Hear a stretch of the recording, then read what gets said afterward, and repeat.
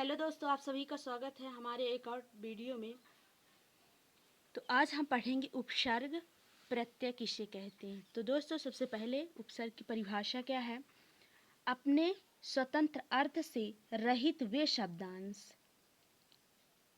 जो किसी सार्थक शब्द से पहले जोड़ दिए जाने पर उनके अर्थ में परिवर्तन कर देते हैं, उन्हें उपसर्ग कहते हैं। तो दोस्तों, जो शब्द के आगे लगते हैं वो उपसर्ग कहलाते हैं और जो शब्द के पीछे लगते हैं उन्हें हम प्रत्यय कहते हैं। जैसे देखिए, शब्द है अत्याचार, तो इसका उपसर्ग दोस्तों ये आगे लगा हुआ है तो इसका उपसर्ग होगा अति और इसका मूल शब्द होगा आचार। यदि हम आचार में अति को जोड़ देंगे तो बन जाएगा अत्याचार। उसी तरह शब्द है अनाचार। तो दोस्तों, उपसर्ग ये अनाचार में उपसर्ग अन है प्लस आचार, ये हमारा मूल शब्द है और इनको हम जोड़ेंगे तो बनेगा अनाचार। उसी तरह दुराचार है तो दुर प्रत्यय है और आचार इसका मूल शब्द है, ये बन गया, इससे इन दोनों को जोड़ने से बन गया दुराचार। इसके बाद है अभिमान। तो अभिमान में अभि उपसर्ग है और मान इसका मूल शब्द है, तो ये बन गया अभिमान। परिताप, तो इसका उपसर्ग है परि प्लस ताप, यानी कि मूल शब्द है ताप है। प्रतिकूल, प्रतिकूल में उपसर्ग है प्रति और इसका मूल शब्द है कूल, तो इनको जोड़ेंगे तो बनेगा प्रतिकूल। फिर है भरमार, तो दोस्तों भर ये उपसर्ग लगा हुआ है और मार इसका मूल शब्द है, तो बन गया भरमार।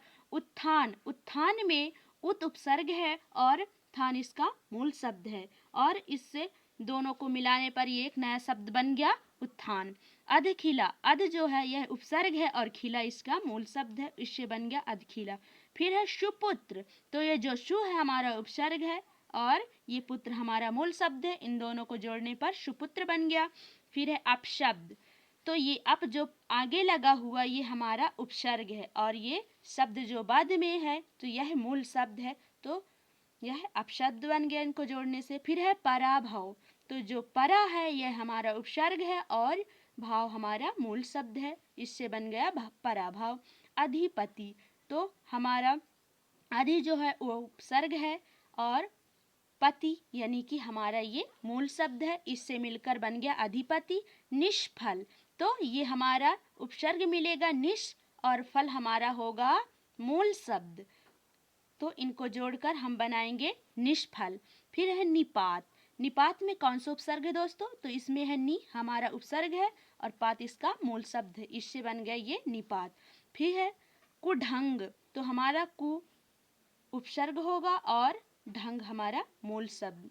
इसके बाद है प्रलय, तो ये जो प्र है ये हमारा बनेगा उपसर्ग और लय जो है यह मूल शब्द है, तो इससे बन गया, इन दोनों शब्दों से बन गया प्रलय, एक नया शब्द। फिर है अनुचर, अनुचर का उपसर्ग है अनु प्लस चर, इन दोनों को जोड़ने से अनुचर बन गया। तो दोस्तों ये है उपसर्ग। अब हम प्रत्यय के बारे में जानेंगे।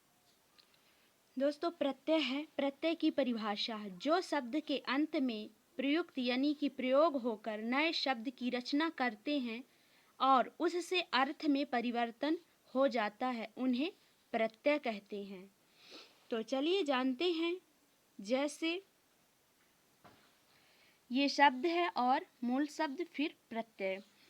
तो प्रत्यय दोस्तों किसी भी शब्द के बाद में लगता है और उपसर्ग किसी भी शब्द के आगे लगता है। तो पढ़ाई, तो इसका मूल शब्द है पढ़ और आई हमारा जो है यह प्रत्यय है, इससे मिलकर बन गया हमारा पढ़ाई। पठन, पठन का मूल शब्द है पठ और अन यह हमारा प्रत्यय है, तो इससे बन गया पठन। फिर है चमकीला, तो चमक हमारा क्या है, मूल शब्द है और इला यह हमारा प्रत्यय है, इन दोनों को जोड़ने से एक परिवर्तित रूप हो गया यानी कि चमकीला बन गया। फिर है खेवनहार, तो खेवनहार में दोस्तों मूल शब्द है खेवन और प्रत्यय है हार।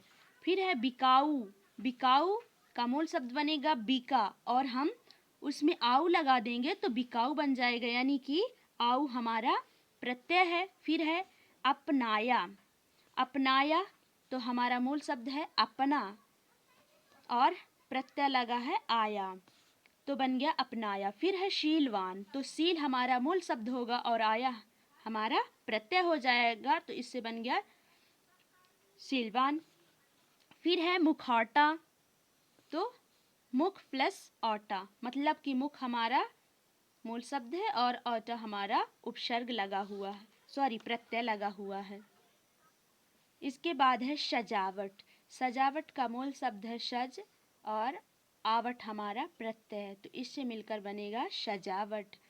चालक, तो चालक का मूल शब्द हो जाएगा चाल और का हमारा प्रत्यय है तो बन जाएगा एक नया शब्द चालक। फिर है कुटिया, कुटिया का मूल शब्द है कुट और यह हमारा जो है यह हमारा प्रत्यय है। फिर है श्रमिक, श्रमिक का मूल शब्द होगा श्रम प्लस इक, यानी कि इक जो है प्रत्यय है तो इन दोनों शब्द से मिलकर हमारा श्रमिक बनता है। तो दोस्तों ये वीडियो आपको कैसा लगा हमें कमेंट के माध्यम से ज़रूर बताएं। धन्यवाद।